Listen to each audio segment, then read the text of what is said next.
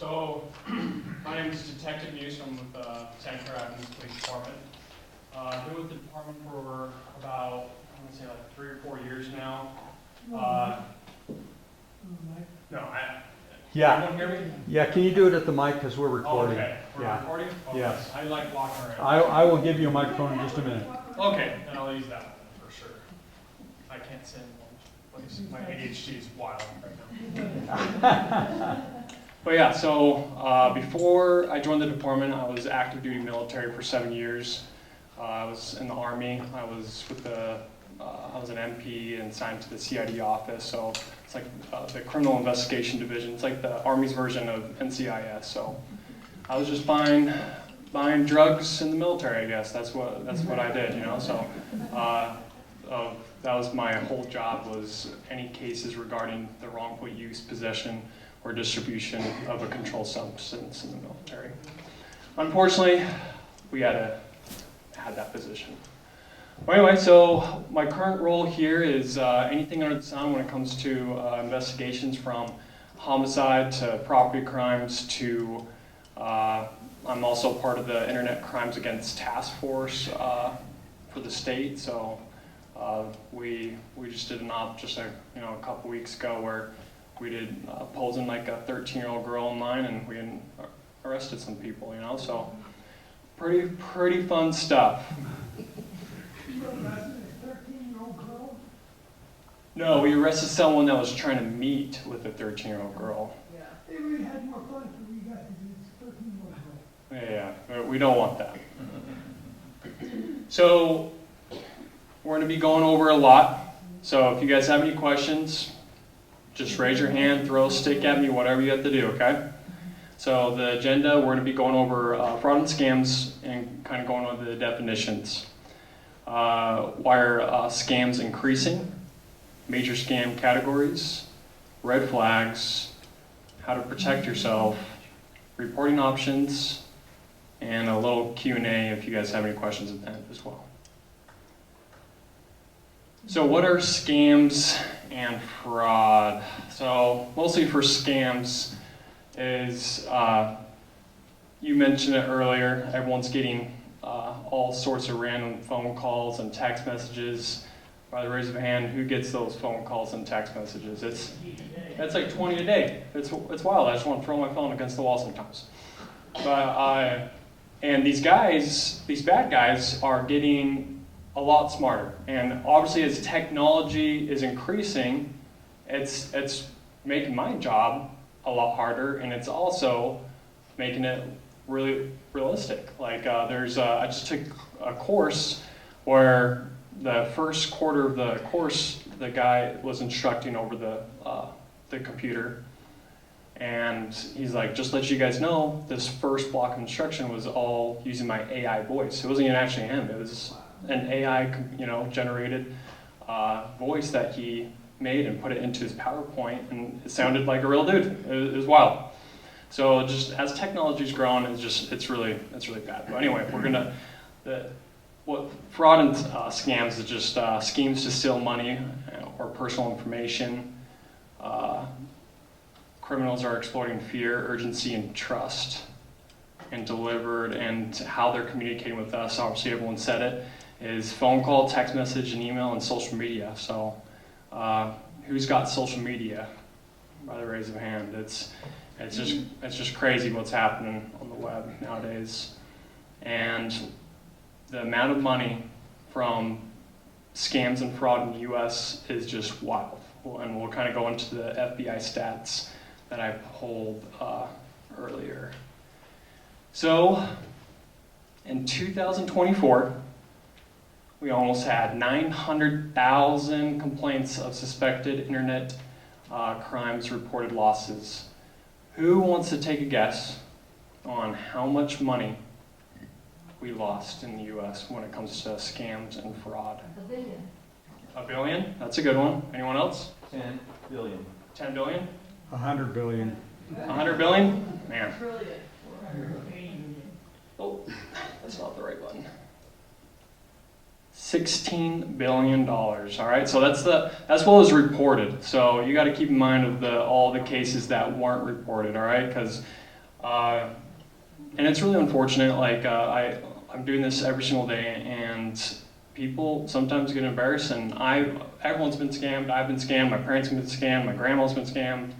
And they just like, I'm going to take my losses and run. And we'll kind of get into that of like, we need to make sure we're reporting everything so we can catch the bad guys.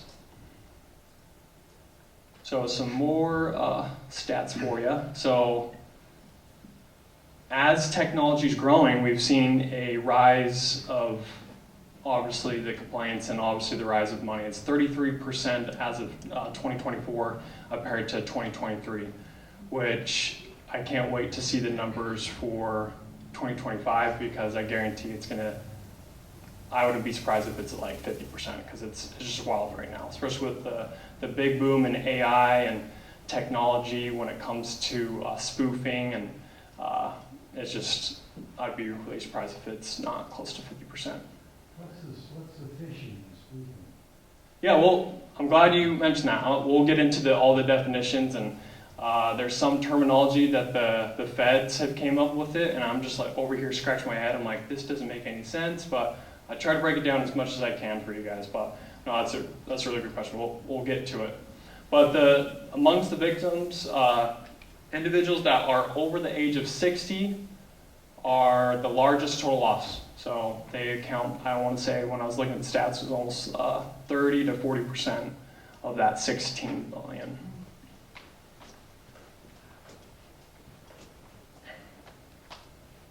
So why are scams increasing? So more online communication. There's an app for everything nowadays. There's a chat group.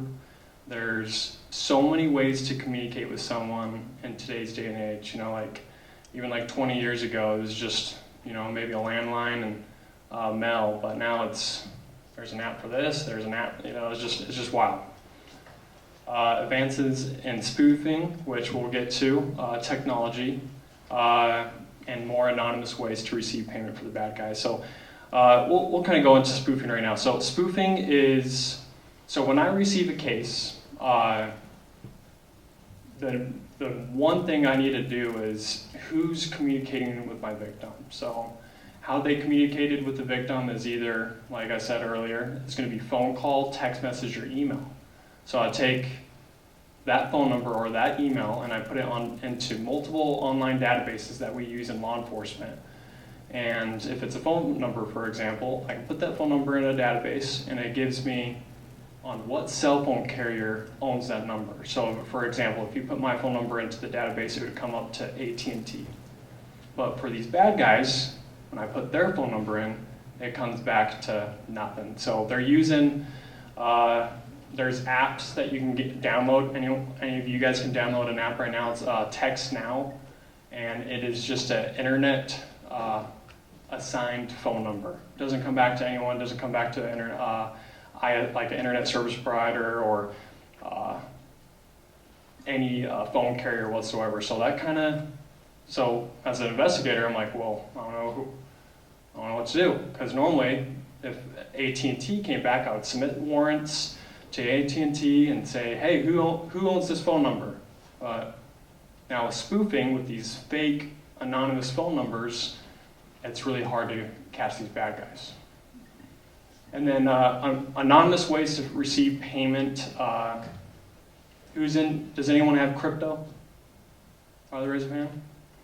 So crypto, when it comes to scams, is like, I want to say like 90% of all my scams right now are crypto leading. So they convince the victim to send them payment via crypto because the wallet and addresses through the crypto chain and is just super hard and nearly impossible to track. So, and there's also banks across overseas that are completely anonymous. You don't even need a name or social to open up a bank. It's just getting a lot harder to find these bad guys, and I guess we keep letting it happen, I guess, for big government. Anyway, that's a conversation for another time. Detective? Yeah. Probably important for them to also know that they could spoof the police department's phone number or FBI's phone number. Yeah, yeah. And it's not them. No, he brings up a really good point. So like spoofing, like I said, it can either be consistent with a fake number, or they can also like somewhat mimic one of our numbers. But I haven't seen that necessarily down here, but I have seen articles and stories about it. But what they're doing, a big scam right now, is they're calling anybody, let's say Billy Bob Joe, and they're saying, hey, I'm Detective Muse with Santa Clara Rapids Police Department. You didn't show up to court yesterday, now you have a warrant out for your arrest. You know, so if you don't want to go to jail, you need to go to this Bitcoin kiosk and deposit $10,000 into this wallet. And unfortunately, it's happened a lot. So that's kind of when it comes to law enforcement scams. There's a lot of here in the county. We actually have had a lot. It's they're saying that they're with the sheriff's department. They didn't show up for court. They have a warrant, and now they have to pay up. So I promise you, if a cop is telling you to pay up, we don't take payment. I've never received a check in my life. It's not happening. I promise. It's actually pretty funny. One of my close family friends received a phone call, the exact same thing, from the sheriff's department. So I called that phone number. He's like, this, and it's not like your foreigner cross seas kind of voice. It sounds like a legit, you know, an American and no accent whatsoever. And he's like, this is Bobby's, I can't remember what his name was, but I'm with the sheriff's department. I'm like, oh, this is Detective Muse with Santa Clara Rapids Police Department. Hangs up, and then the line's automatically disconnected. It's wild. But super fast pace, and we kind of will go into that of just slowing everything down before we start sending people money. Detective, could you be clear in the words that you're using tonight? So far you've mentioned AI twice without defining it. Okay. You're calling crypto. People might not know that's cryptocurrency. Okay. And even if they know the term, they may not understand what it is. Gotcha. You also talked about opening accounts with social when you were really referring to social security numbers. Could you expand your Gotcha. definitions and everything for us? So does everyone know what AI is? Does anyone not know what AI is? There's probably a lot of people in China that don't know anything about it. Anyone know? Does anyone have questions about AI? Okay. So we'll continue on that, and if I say something, just raise your hand, and I'll be more than happy to explain that. So this is kind of the phishing and spoofing and all sorts of crazy terminology that they have came up with. Again, I don't know who comes up with these names, but I try to break it down as much as I can. So what this is using fake emails and texts and links to requesting info from you guys. So phishing, like phishing, is phishing for your information. This is just a common term in the scam world. And then, They would ask you for your phone number or your social security yeah, number. absolutely. Requesting that information, absolutely. And then smishing is just scams, text messages. So they try to warp phishing and text messages and information into one word. I don't know why, but that's just the common phrases that the federal level are recognizing when doing these databases for collecting scams information. Sorry, and then scam phone calls. Any questions about that? Okay.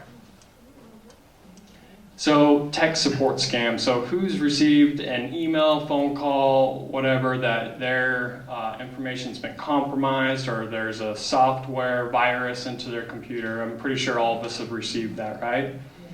So a big one right now is, it's pretty wild. I've worked one case where I ended up talking to like 5 other police departments where it's the exact same thing. So they're on their email, and as soon as they click on their email, this box pops up saying, hey, your computer's been compromised, you need to call this number.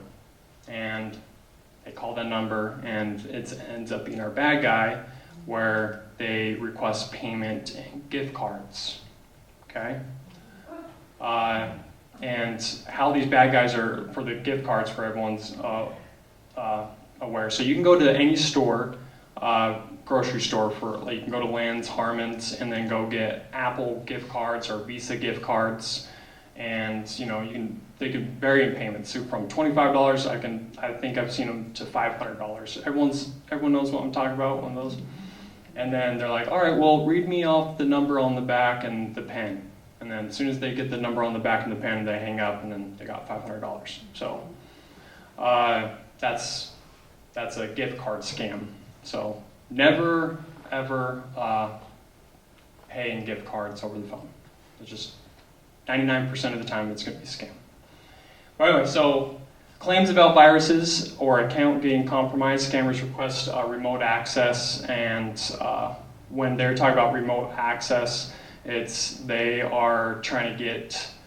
they're receiving permission from you to get on to look at your computer, and now they're going through your computer, looking at passwords, looking at your email addresses, and then they're exploiting a lot more victims that way as well.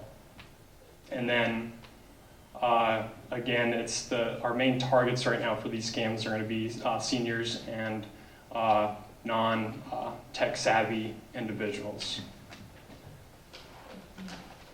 Got a question? Yes, ma'am. Okay, so I've received a couple of phone calls lately.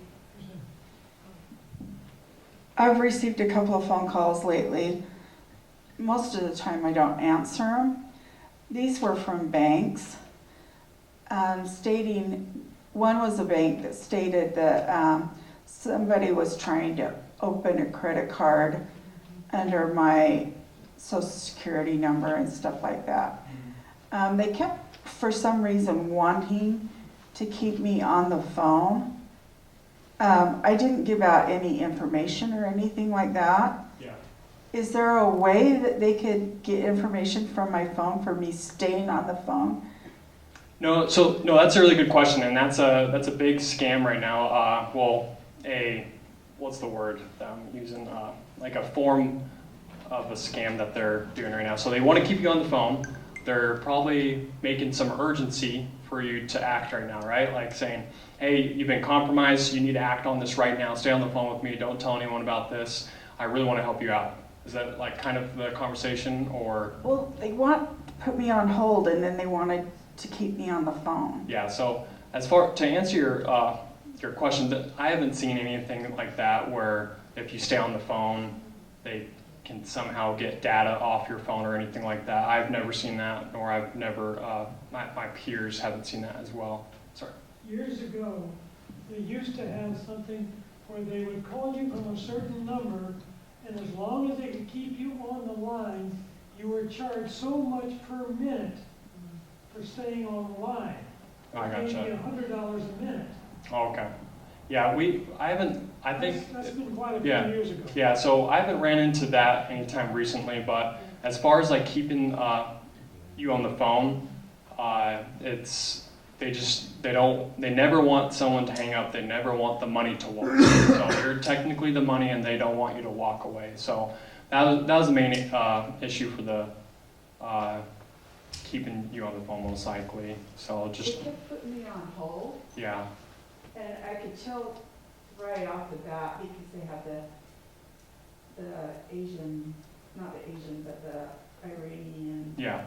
accent, Mm-hmm. and I knew that. Yeah, so as soon as I have an iPhone, I'm not sure if you guys have an iPhone or Android, but iPhone's done a really good job where it kind of gives you like a little note underneath the phone saying scam. As soon as I get that, I block that. It's like the window, like broken window theory. Like I feel like if I block as many as I can, the calls will stop. But I don't think that's ever going to happen. But yeah, I feel like also when you answer the phone, I feel like they let all their friends know, like, hey, by the way, Billy Bob Joe, he answered his phone, so just keep calling him and harass him. So yeah, I would have, if someone really needs to get a hold of you, they'll contact you, via mail, text, person.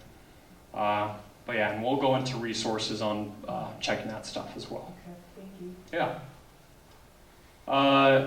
So our biggest targets, our main targets, are obviously seniors and vulnerable adults. So the bad guys will either, they're going to build trust with you, they're going to build that rapport, they're going to say, yeah, I know this account, I'm really familiar with it, and they're going to put off some random information that I can look up. If I have your first name, I can look up on an open website, open data website, and obtain your guys' address or sometimes even date of birth. So what these guys are doing is saying, oh, you live on 123, just want to confirm you live on 123 Main Street here in Ivins. Is that correct? And you're like, oh yeah, this guy knows where I live, you know, he knows my name, he knows my address, and then that's where the snowball effect starts going.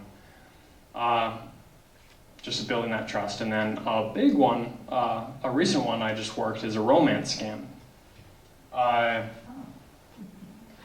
Has anyone heard of a romance scam? I think there's been a couple Netflix series going on right now.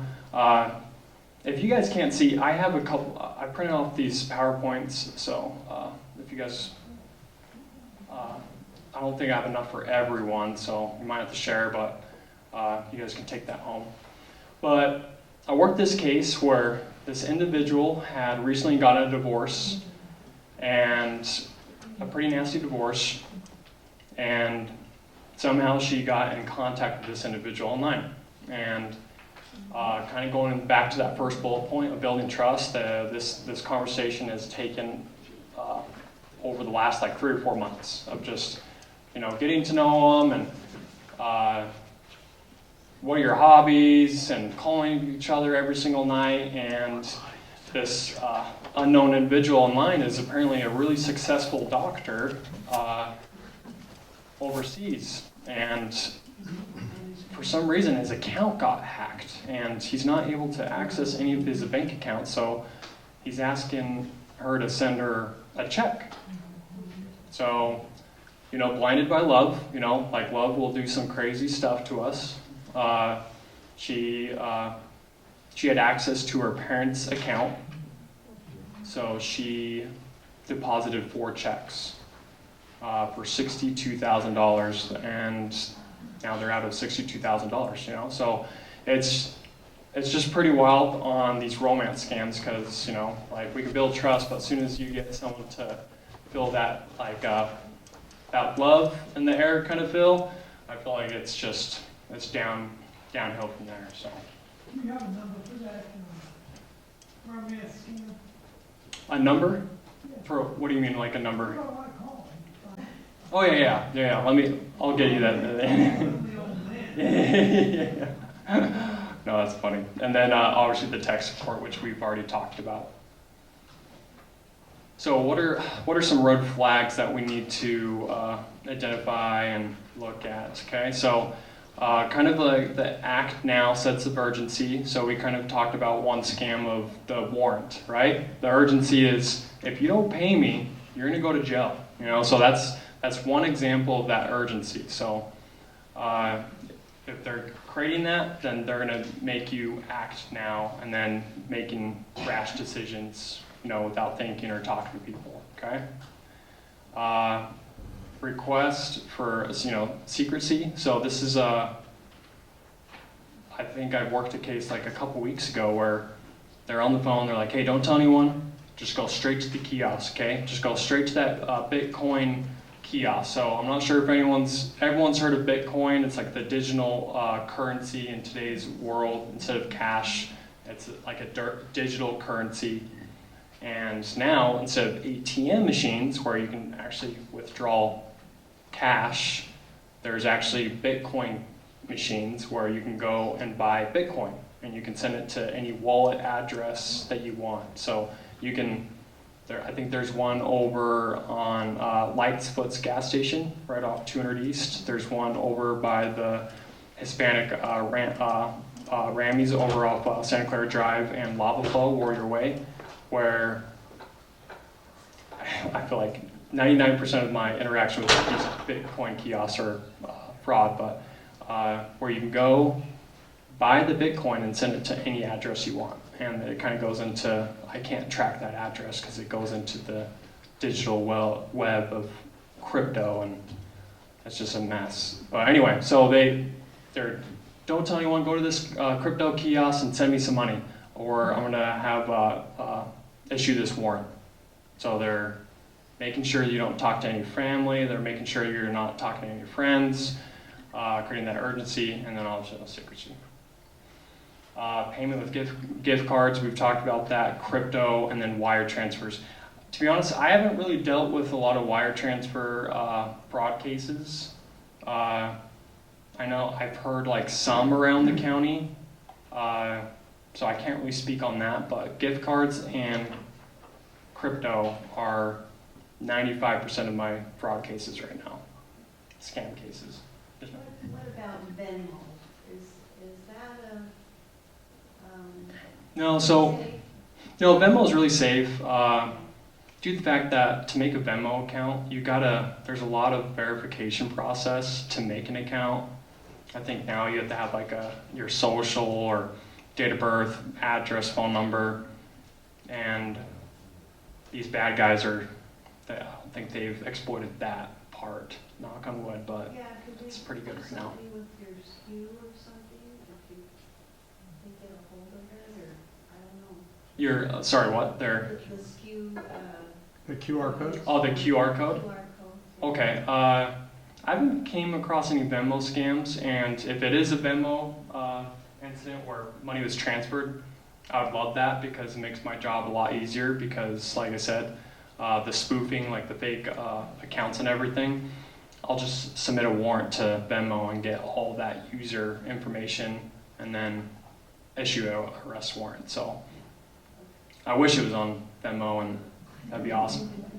Like, I think I'd be getting a raise because you're making all sorts of crazy arrests. That'd be awesome.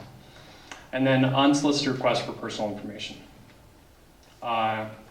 Again, we just got to be really careful on who we're giving our information to, especially with someone we haven't talked to in person. So if you're trying to get a hold of someone from your bank, I would recommend trying to go in person, or actually everyone has, I'm guessing, their credit union bank application on their phone, right?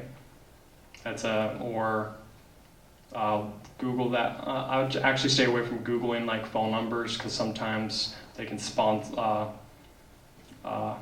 pay for their number to get up on there. So I would recommend just either going to a bank directly to contact them or using your phone like app for your bank to contact them, because that's just kind of a verification process.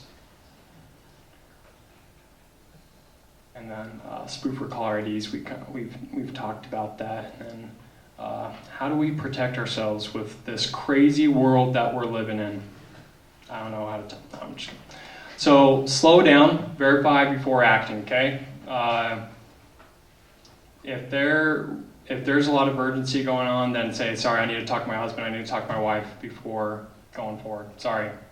And then call us. Like you can always call 911 saying, hey, this guy's calling me, he's asking me to do this and that, and then we'll run the phone numbers and verify for you. I'd much rather do that than 20 minutes later you continue the conversation, and then the next conversation is, I sent this guy $10,000, and so bug us, give us a call anytime and we'll verify, or call family, friends, and verify this information.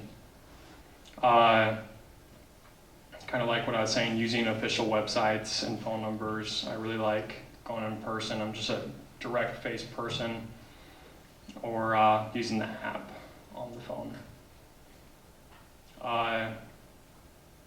Yeah, so keep devices updated. So Apple, they're doing really good stuff on every update that come out. They're always doing some type of scam, fraud, verification process, and like kind of with all these fake numbers. As soon as one number's identified to be fake, that's where that scam message on iPhone is identifying it, because iPhone users can identify that to be fake to let all the other users know. So always update your phone as much as possible. Don't click on any random links on your email to update your stuff. Only do it through like the device settings itself. And then obviously we need to be making sure we're educating our friends and family. If you hear about someone's, incident where they got scammed out or frauded, let other people know. Obviously don't say, Billy, do you hear about Billy Bob Joe? Be respectful about it, but we also want to educate people on like common scams that's going on. And then call anyone, call friends, call family, call us, and we'll make sure that what is being said or presented to you online is true without saying any form of payment, okay? Any questions regarding that? Yes, sir. Jacob, I'm kind of curious about the fact my wife and I have used a credit freeze for many years, Yeah. and we have found that to be pretty effective, at least from a defensive perspective. I'm kind of curious about your thoughts about that use, and if that's recommended by others to use the credit freeze. So like you're talking about like a third party, business. So I'm trying to explain this to everyone so they understand. So a third party business that like kind of monitors your name and information and makes Yeah, I mean, this is basically the credit bureaus that we all have, and we all have to work with no matter what. Yes, sir. And basically you apply a freeze to those, and in essence it makes it very difficult for somebody to basically simulate you and become fraud. We have found it to be pretty effective and recommended to do that. Yeah. So I'm just curious, have you found that to be helpful in your work? No, I suggest to others anyway. Yeah, so I use Credit Karma, so like that's a really good source. As far as like a certain source for you, I can't really specify on that, but I highly recommend using a third party source. Do your research, talk to your friends and family on making sure that there's some type of avenue where you can monitor if there's accounts being opened. But 100% I do, like that definitely helps out. Does that answer your question? Hopefully it did. Yeah, no, you're good. Okay. Any other questions regarding so far? Okay. How do we contact you? 911, I'm just kidding. So I'll pass out my contact information, or I'll put it up on the screen after this presentation. Yeah, I'll make sure you guys get my email, phone number, where to find me. Reporting scams, so IC3.gov. So this one's really cool. This is all those stats that I gave you guys earlier. This is from the FBI's crime complaint center. So if you are a victim of a crime, or if you know someone that's a victim of a crime, go to IC3.gov, and basically it's really user friendly. You're going to fill out all the information. It's going to ask you for the subject, the person that called you, that scammed you out of the money. They're going to ask for their contact information on how they contacted you. So if IC3 gets 20 reports of the same phone number, or 20 reports of the same email, that's just a random number, I'm not sure what number it is, they'll pop a case and then they'll go after them wherever they're at. Does that make sense? So it's just a database where all of us send incidents to just kind of pull together. But that being said, we would still work your case. Does that make sense? Okay. So identitytheft.gov, if your information's been compromised or someone's taken your social security number, this is a really good resource on establishing a plan on what to do. So they'll walk you through steps 1 through 10 on what you need to do. You need to do X, Y, and Z, and kind of walk you through that process there. That's pretty good. What percent of the scams get nailed? What percent of the people who are doing this get put in jail or whatever? No, that's a really good question. So for our department locally or just in general? Yeah, nationally.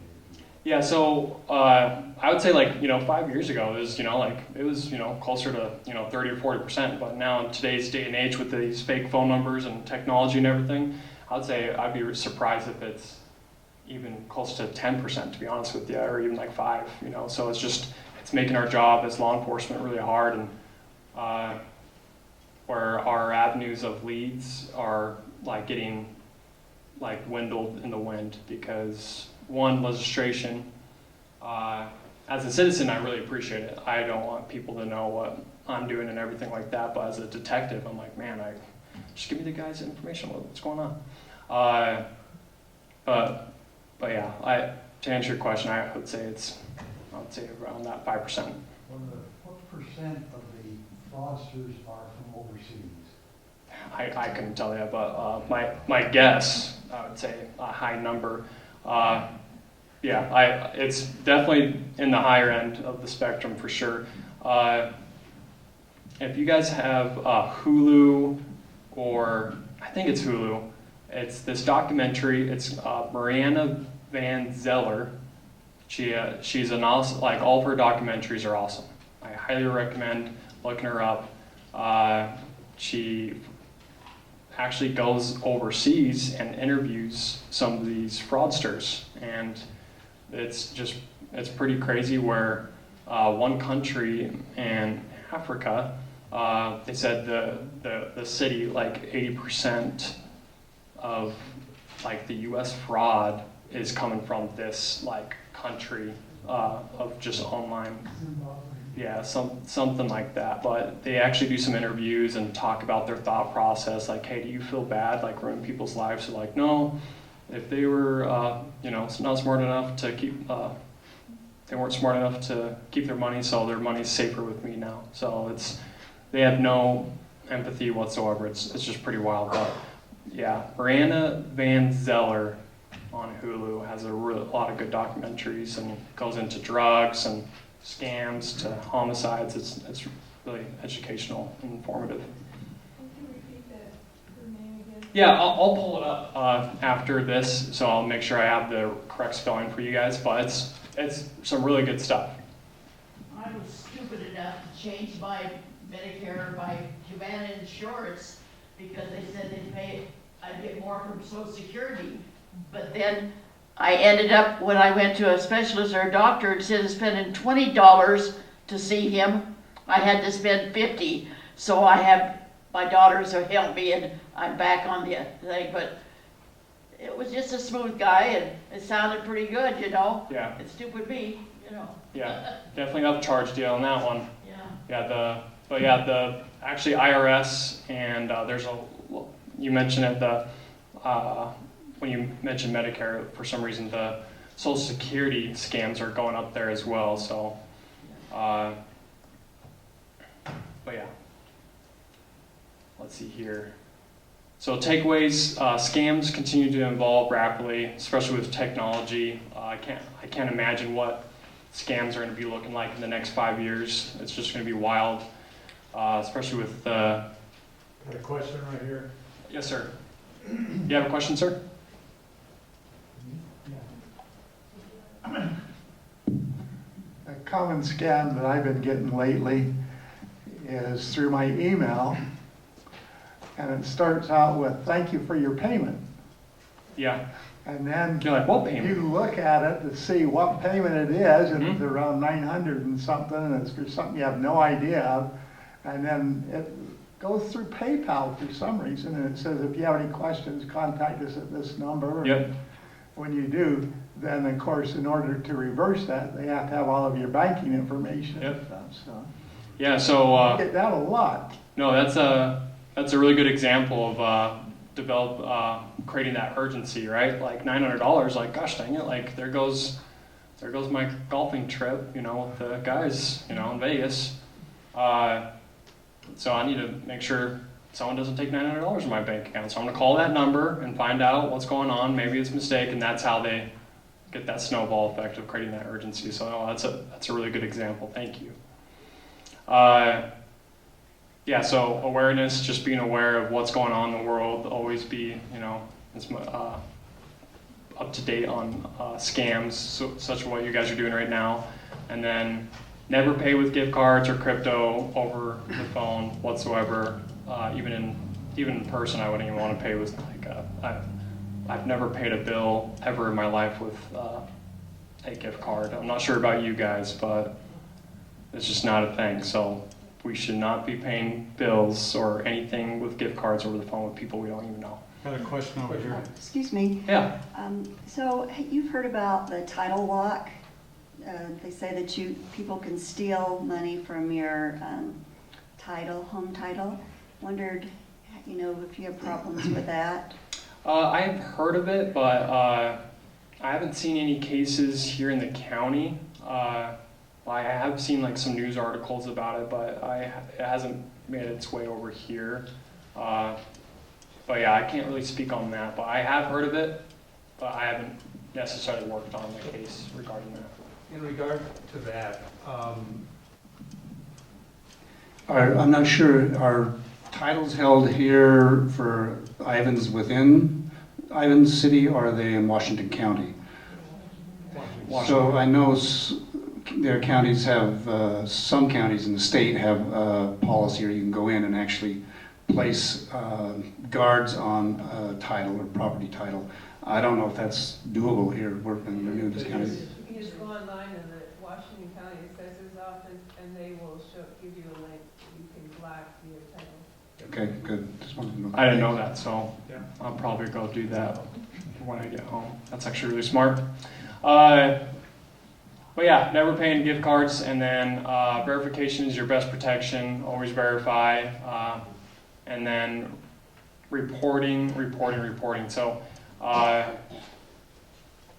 even if you didn't send any money or anything like that, always give us a call about the phone numbers, because we can flag those and add it to the database to help hopefully prevent other victims, other people not to be victims, and then. Well, yeah, I was going to say something else really important, but it's going to hit me. Sorry, my ADHD is going crazy right now. In fact, one thing I like to do is just put all my known contacts into my phone, and if a call comes in that I don't recognize, I just don't answer it. Mm-hmm. And if it's important enough, they'll leave a voicemail. Absolutely. Or they'll try to attempt to call again, but for the most part, 99%, I just don't answer. Yeah. 100%. Did everyone hear that? So what he does is he will not answer any phones that are not saved to his contacts. So if it's important enough, they'll either leave voicemail or find another means to contact him. So I want to mention something here. Something I've noticed recently. If someone contacts you by phone or by email, and it sounds like somebody you know, and since voices can be duplicated now, so that everything sounds the same, but you think something's fishy about this, something doesn't seem right. Some kind of information that only you and the real person would know. Like for my children, if my daughter would call, I'd say, "What's your nickname?" Now, if it wasn't my daughter, that person would have no idea. Or maybe something else. I had an email come in from a cousin over in England, wanted me to send a gift card because he couldn't get on his computer or something. I don't know. He gave me some excuse. And I wrote back and says, "Tell me your wife's maiden name and date of birth." Because she's dead, and I knew it. And never got a response from him. So just watch for those kind of things. Also, when you get a suspicious email, go up there and look at who it's from. And don't just look at the name, look at the address. Because even companies, people can imitate companies. They can go on like for Amazon or Costco or some other company that you normally deal with, and they'll say, "Thank you for your order for such and such." But if you look up at their address it came from, it doesn't say from that store, it says somewhere else. So that's another thing to watch for. Also, spelling and grammatical errors in the email. Yeah. Yeah, my last name is often misspelled.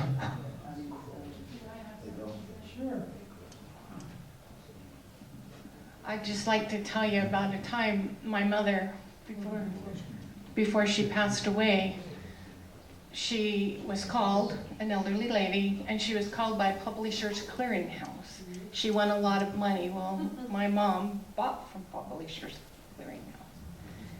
Well, they called and I took the phone. I asked a ton of questions. and they wanted me to go do this and go to the bank and this, they would meet me.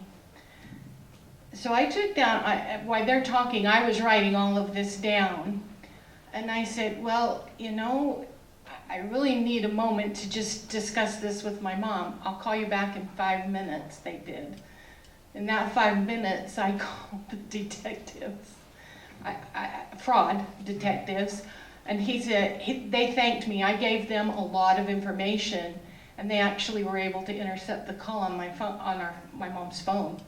And they got quite a bit of information. So write your information down when you go to report it, because it's very important.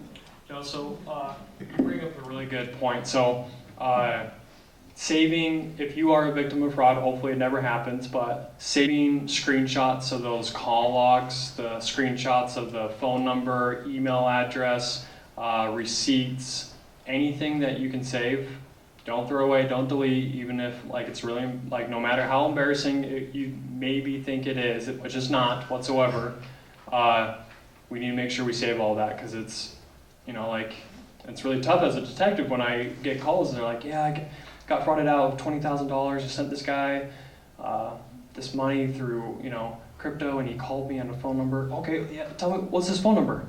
Well, I deleted the phone number and I blocked it, and I'm like, dude, like you know, like, so it makes my job a lot harder when I don't have that information. Does that make sense? So try to obtain as much information or save as much information as possible. Another good idea that helps a lot is to keep up with your bank account. I have online banking. You should check it at least once a day. Oh yeah. And anything in there that you don't understand, even if it's only $25 or $30, check it out, because a lot of times they will nickel and dime you to death like that. And if they get those $25 or $30 ones, then they start running them up to $800 or $900 ones. But it requires you to go and have your debit card renewed. They have to cancel the old card and give you a new one, but it's worth it to stop them from taking advantage of you. That's really good.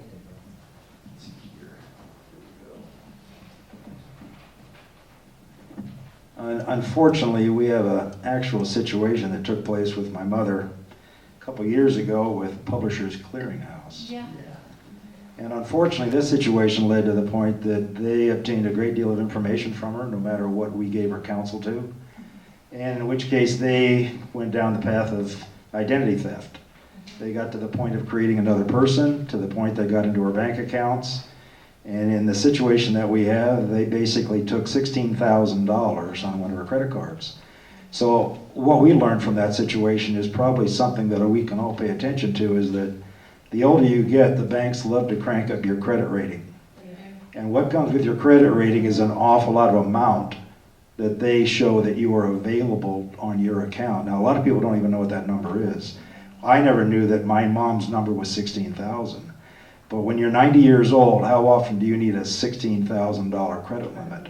So the idea is that you can call your bank and find out what is that number. So if you are a victim, the situation is, can you minimize that impact by having your credit rating or your credit limit something that's more reasonable for what you consider to be what you need, as opposed to what they provide you for what they think you need.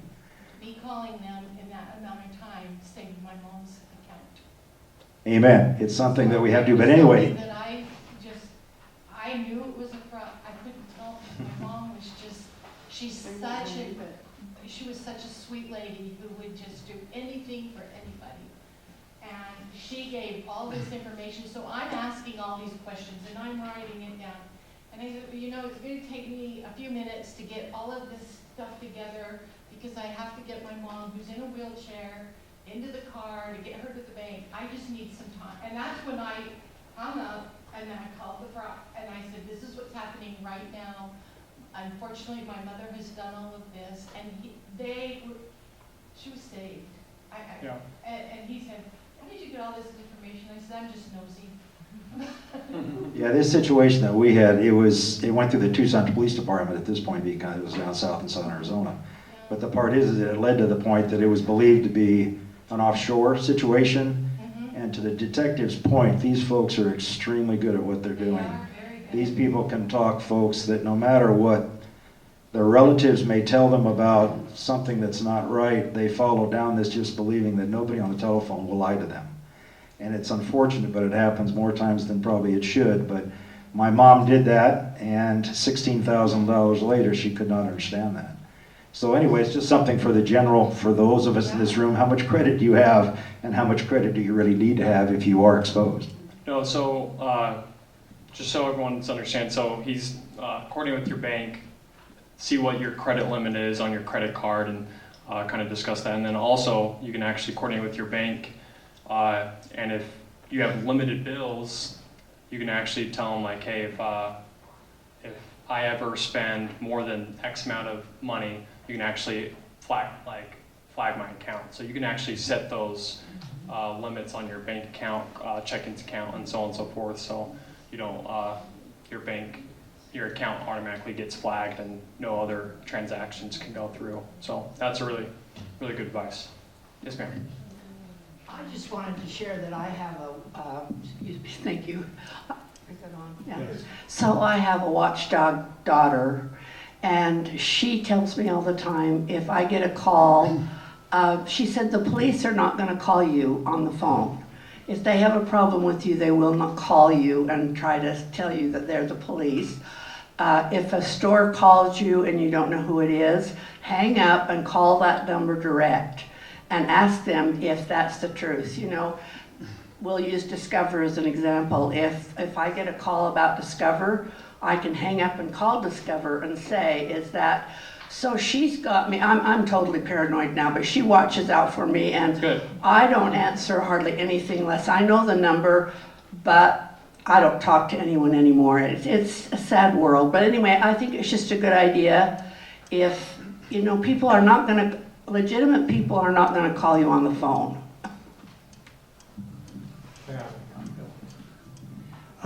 The gentleman up here brought up the PayPal scam, and that's a really prevalent one. I see probably that once a week or so. I just want you to know how sophisticated that scam is, that if you allow them into your computer, they can actually, they'll have you log into your bank online. They can actually, on the fly, they'll bring up the HTML coding for the web page, and they will change what you're seeing on your computer to make it look like you have got that additional money that they say you have. And then they'll ask you to transfer it to them, and what you're really transferring is your money to them.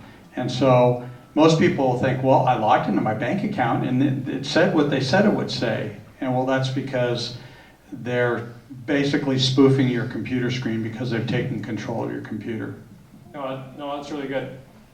And I'm glad we're having this dialogue, and I'm learning a lot. You guys brought up a lot of good points on how to prevent fraud. So does anyone have any other recommendations on how to prevent fraud for the group? I have something. A lot of people, when they get their credit card statement at the end of the month, just look at it and pay it. They don't see what they're paying for. I always check and verify every item on that statement to make sure that it's real. If I see something that doesn't look like something that a company I would do business with, then, you know, I figure that somebody's hacked into the account. So it takes a little extra time to verify your statement to make sure it is correct. And even if you got a lot of money and you don't care, that's how they take a couple $100, you wouldn't miss it. And they'll do it every month until you finally get onto it. Absolutely. So this is the documentary that I was telling you guys about, Trafficked, with Mariana Van Zeller. She has sorry, someone's phone going off right there. I think it's in that purse. It's a scam. It's a scam. Answer it right now. We'll put them on.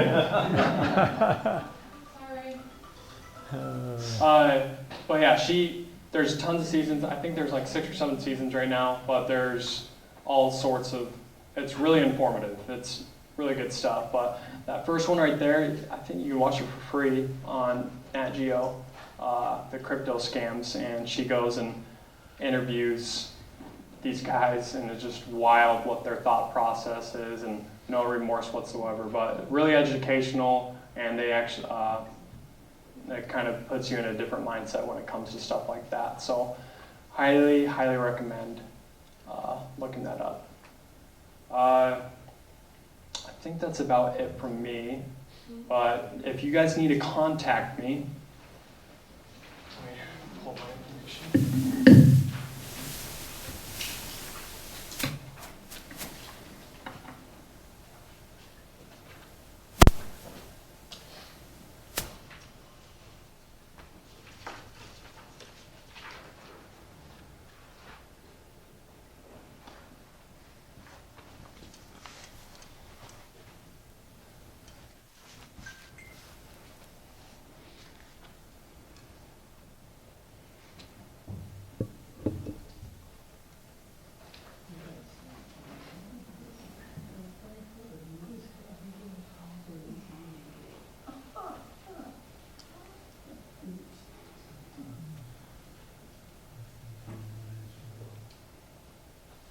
Sorry, the internet right now is just wild.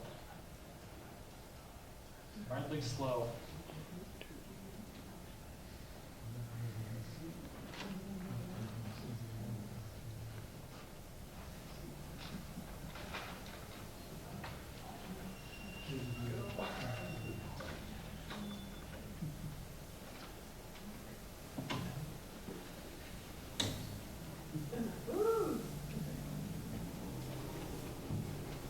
But yeah, so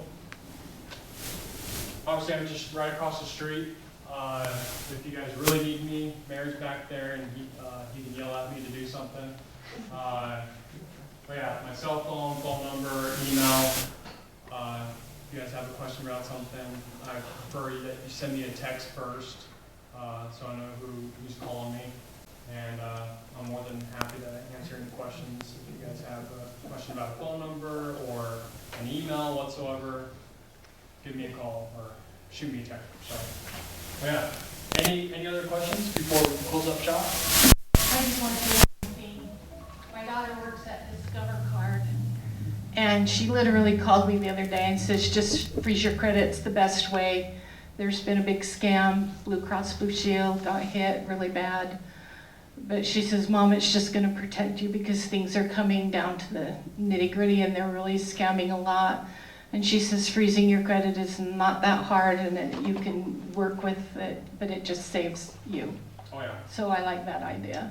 Yeah, and unfortunately, there's scams for everything nowadays. Like I've heard, fake buying cats. This cat breeder was selling these $20,000 cats, and people are paying them, and there's pretty much anything you can think of. There's always going to be someone trying to exploit it. So that's why going into the verification process and taking these measures is really important. One thing that my son has done is he said, in question, call me. Yep, call someone. Because. Call me, yeah. Yeah, or call you, yeah. Call me. I'm your, text me. They're just so smart. Yeah. And we have a family code now that only us know. What is it? I'm not telling you. That was good. She thought, did you think about it for a second? I'm just kidding, no. But yeah, no, I really appreciate you guys letting me come out here, and, sorry.